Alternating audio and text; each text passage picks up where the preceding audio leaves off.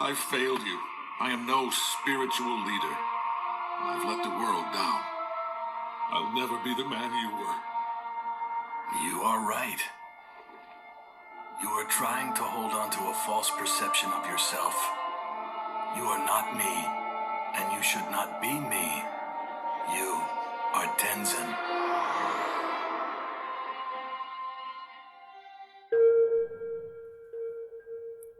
Bending, Not Breaking. The Gifts of Imperfection Edition. Episode 8. Guidepost 6. Cultivating Creativity. Letting Go of Comparison.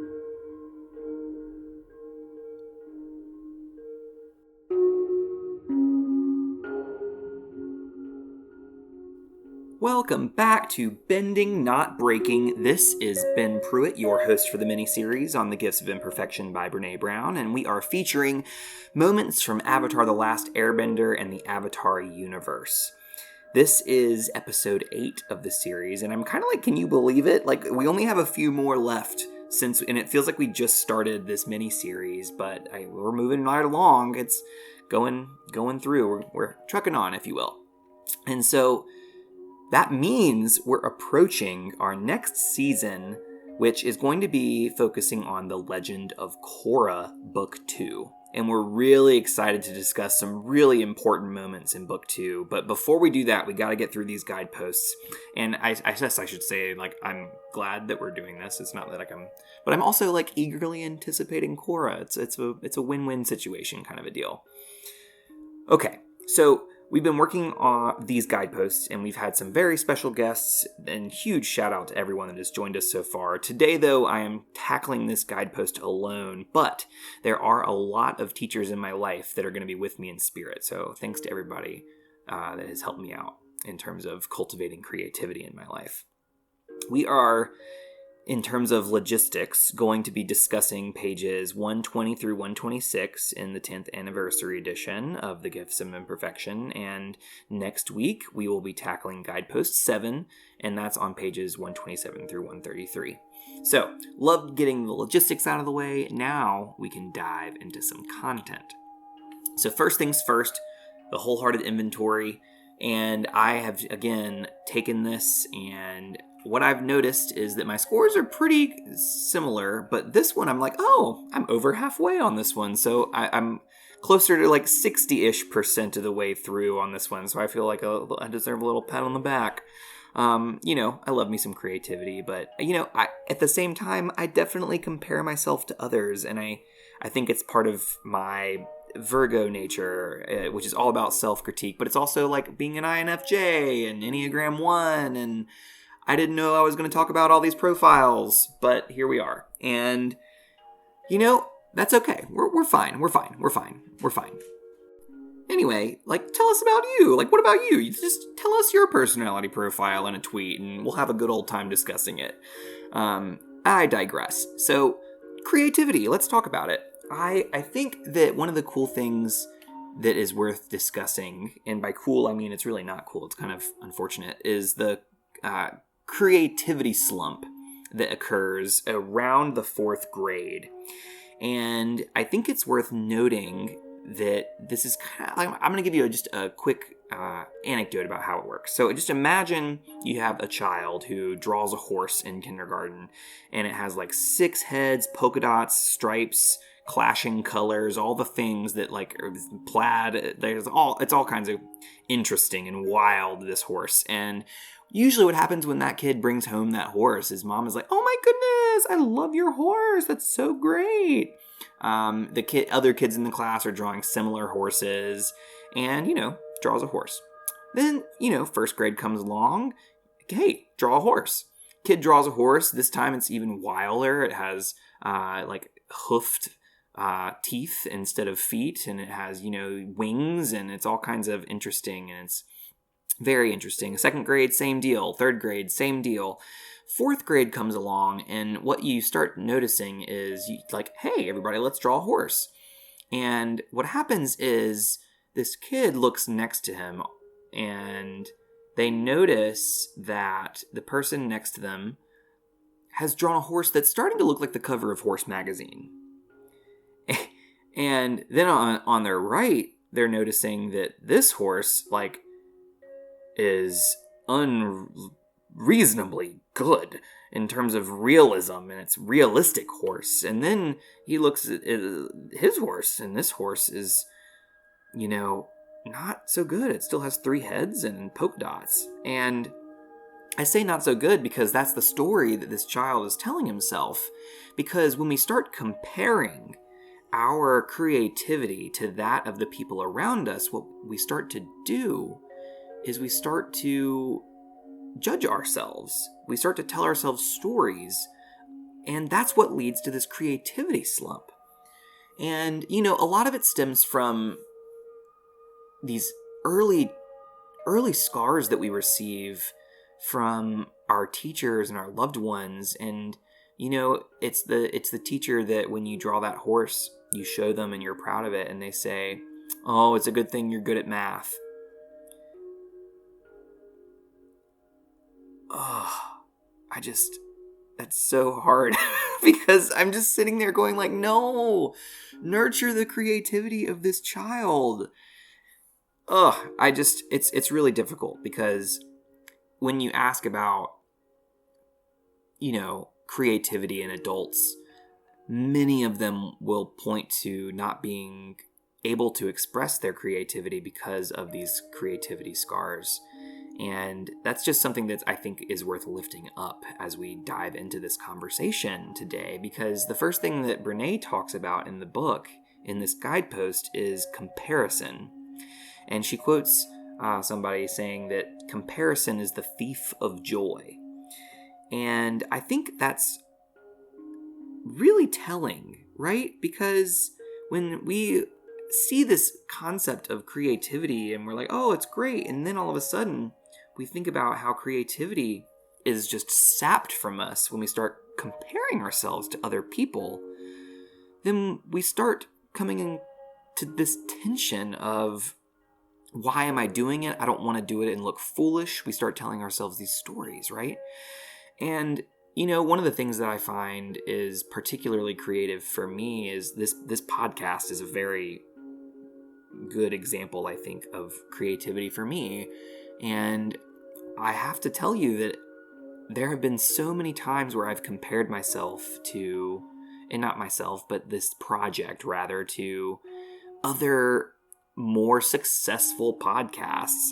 And I am comparing my music to musicians that have been playing, and I compare myself and my creativity to others.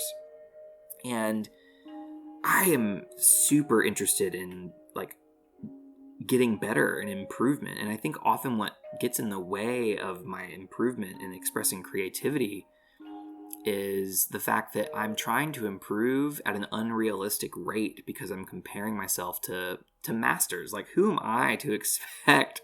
Like, that's a shame demon in terms of tapes, like to say, who am I to blank? But that's exactly what happens. In my head, I'm like, who am I to compare myself and to compare myself to someone who's been practicing for thousands upon thousands upon thousands of hours, and I haven't. And I'm comparing myself to them and expecting the same result. And then when I don't achieve it, I feel like it's not worth even trying.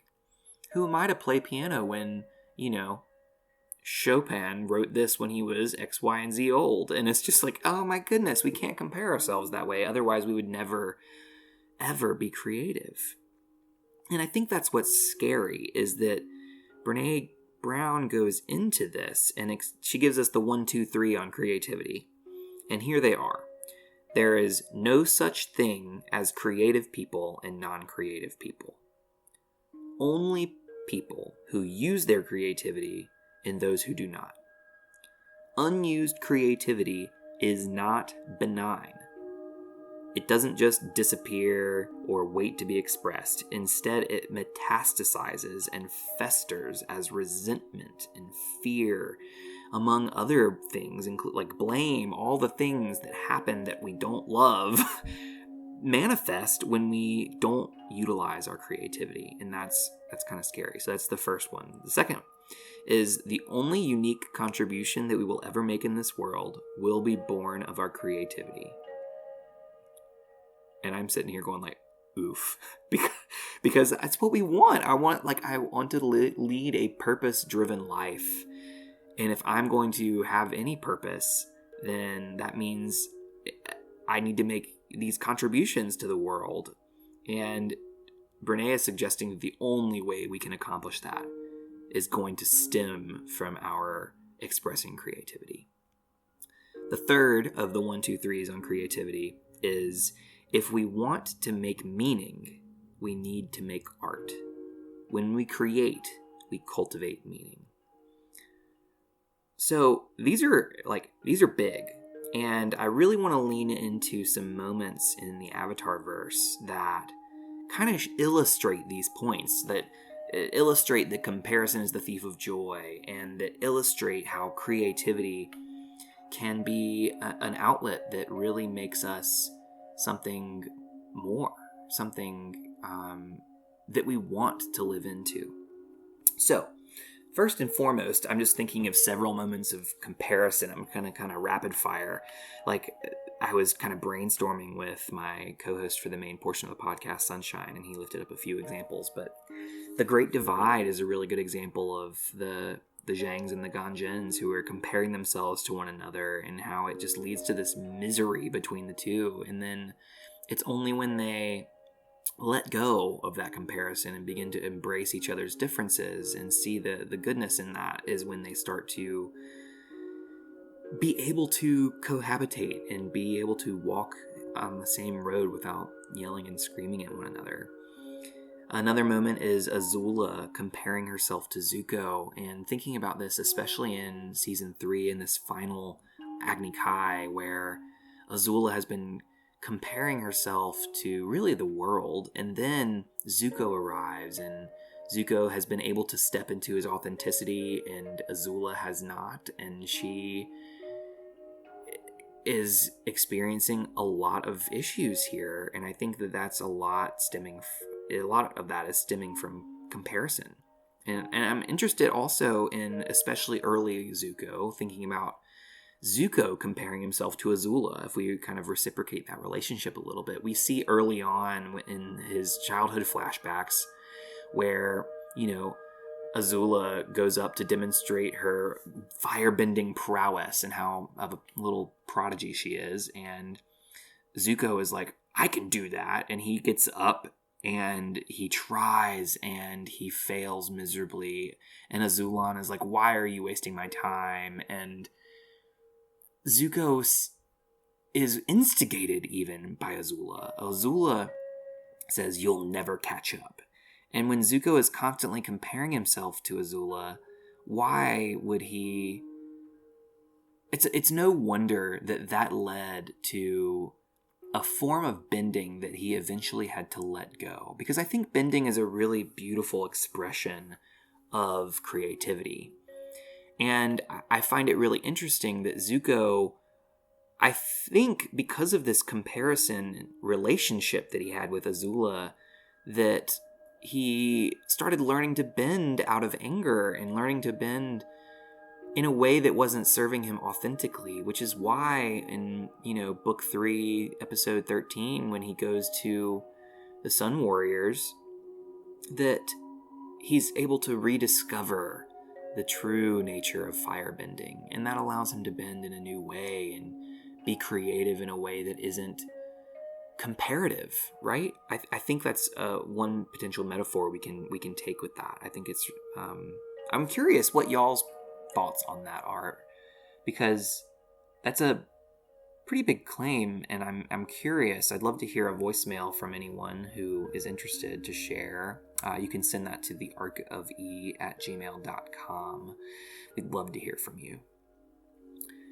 Okay, moving into several other moments. I think of Korra definitely comparing herself, and very much comparing herself to Aang, right? Aang, who had mastered all the elements and was a very spiritual leader, especially as an airbender, and a very talented airbender. And of course, Korra is comparing herself to Aang and comparing her inability to airbend to the fact that Aang was a master airbender at the age of like 11 or 12. And I think that's pretty telling, right? And then if we move in with the same thing around Aang, Tenzin comparing himself to Aang, which we kind of got to hear Tenzin kind of moving through that concept in our introduction, right? We have this moment in book 2 where Tenzin realizes that he is not his father, and he's not a reflection of his father. He is Tenzin. And what a beautiful moment. I got chills when I was listening to it and thinking about it. It's just a really beautiful moment. And then connecting the dots between, Tenzin just following the line, like Bumi, Tenzin's brother, is constantly comparing himself to Tenzin, who is this, and I think Bumi's comparing himself to Kaya as well, as a non-bender, constantly trying to prove himself, right? And I think it's comparing ourselves to these other people in our lives that thieves and steals this joy, and we just aren't ever able to deal with it. And because I think the way that Brene explains it, that comparison is a mixture of conformity and competition, which is really paradoxical in a way, because when we desire to be just like everyone else, but we also want to stand out, it's really a tough sell. It's like, be like everyone else, but better. And I think that's what makes comparison so difficult. It's very similar to the trains of thought that I think about when we discussed perfectionism on our prior episode with Indira. So I think everything is connected there, right? Because, and again, as mentioned before, all of these guideposts are interconnected, and none of them are in a silo. They're all relate to one another. Oof. So here's the deal. People, when we're like, yeah, let's go be creative. People will, I'm not the creative type. And I think what that often translates to is, like, in their head, the thing that I imagine them saying is like, oh, that's really cute. You can do your like little ART, but I have a JOB. And it's just this really cynical, judgmental, and of course that's the story I'm telling myself. But I think that also stems from the fact that when I was unable to tap into my creativity because I was so driven to, be school oriented, and I couldn't do what I wanted to do because of the story I was telling myself that I wasn't enough unless I accomplished, right? That was what I was saying in my head. It's really cute, and you can do your little ART, but I have a JOB, which is like super snarky and sassy, but you can't win them all. So I think it's worth just realizing that we all might have that capacity, and I wonder what are the tapes that are playing in our head when we're invited into creativity? What are the tapes that play that prevent us from engaging in creativity? And some of us are really good at it. And to also put it in perspective, some of us are really good at it with some things, but not with others, right? It's just because we are, a master pianist doesn't mean that we allow ourselves to be creative in other areas. And so I think creativity is something that's pervasive into all of the different avenues that we take throughout our life. And we do need to express our creativity in some way. And I think that we need to learn to be creative in all of our different kind of modes of being. And that's something I think I would lift up as something that Brene doesn't necessarily lift up. So I wonder if that's true, right? It's not necessarily in her text, but I wonder what it would be like to ask her that question and to say, hey, Brene, I wonder if creativity is enough in just one area of our life, right? I would ask that question. Do we need to be creative in all of our different modes of being? What do you think? I'm curious. Tell us on, all of the social medias, Instagram, Facebook. Send us a little DM or tweet or something like that. BNB_pod. Love to hear from you. Or, you can also join our Facebook group and start a conversation there. That'd be super cool too. I'd love to partake. Okay. So, thinking about on the other side, we're definitely able to lift out moments of comparison, right? I think I also want to take moments to lift up that are moments of creativity. And, I really love Iroh for this, because I think that for Iroh, one of the things that is really a lovely form of creativity for him is not just his bending, where he was able to, be called the Dragon of the West because he breathed fire and, created this technique, or, at least became famous for it. And I think that that's a form of creativity. But I also really admire Iroh because I think tea making is a form of creativity for Iroh.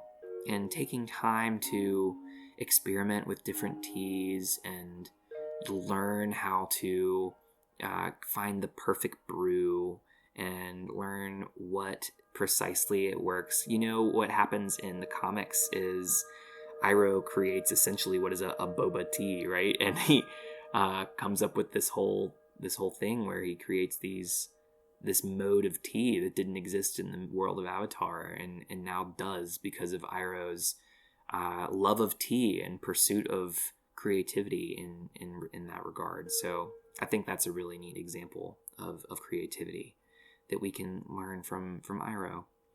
And then, of course, we can't, talk about creativity without talking about Sokka. I think that Sokka is probably the first person that people come up with when anybody asks about creativity in the Avatar verse, because there's so much ingenuity that comes from Sokka that I think is really possible because he fails a lot. And I think that he's willing to fail. And when we are willing to fail because we're not worried about what others are thinking of us, then we're more able and more capable of tapping into that creativity and utilizing it and testing things out. And we see him do that. We see him create the war balloon. We see him create a submarine. We see him, and early on, we see him create what looks to be like this perfect way to get into the Avatar Roku's chamber, I guess. I don't know what I would call it. In the Fire Temple in the Fire Nation, right? Where Avatar Roku goes, or Aang goes to see Roku on the summer solstice, or on the solstice. And I think we see his creativity from the very beginning. It's just consistently throughout. And I think it's also important to realize that that's what Master Piandao recognized in Sokka as well, right? I think he says, I have the quote actually, and as we trained, it wasn't your skills that impressed me. No, it certainly wasn't your skills. You showed something beyond that. Creativity, versatility, intelligence. These are the traits that define a great swordsman, and these are the traits that define you.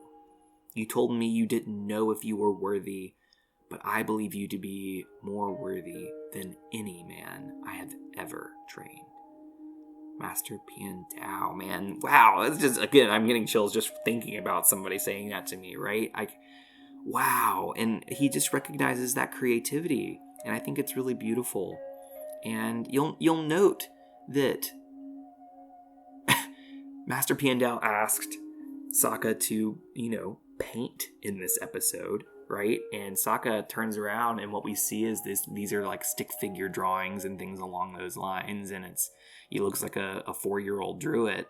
And I think it's important to realize that is not, like, when I say we need to be creative, it doesn't mean you need to be creating this realistic art that is, quote unquote perfect, because perfect, as we remember, is not something that's worth aiming for.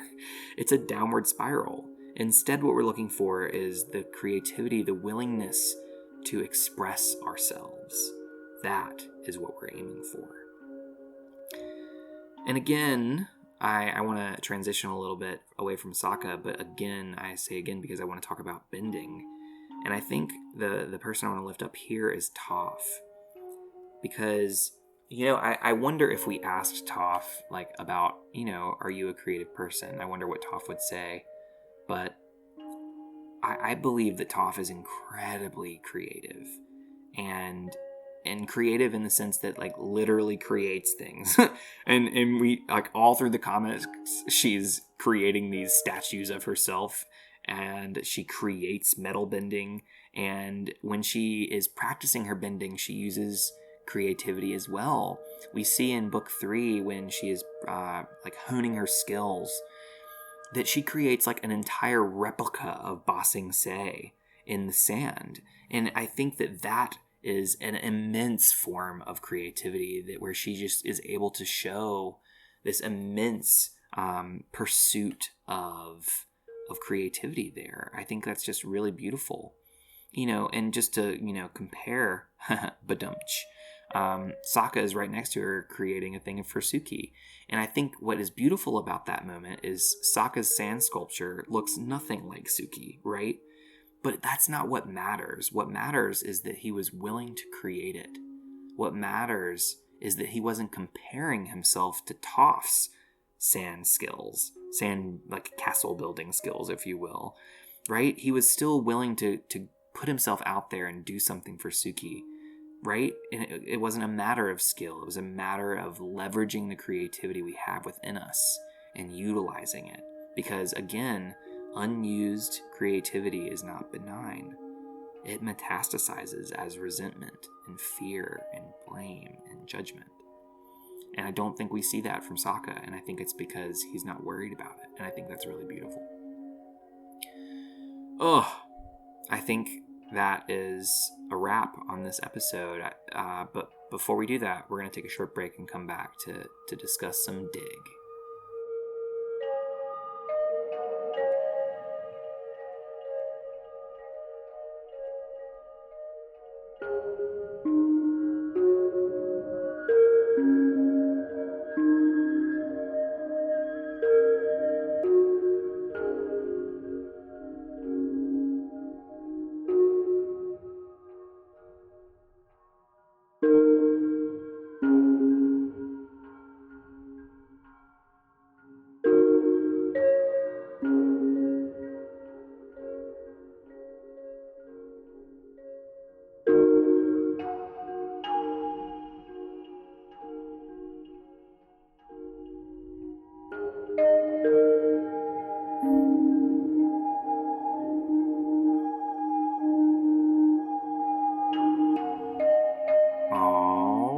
People, thank you so much for attending to this episode and listening in. I'm excited that we got to dive into some really important stuff talking about creativity.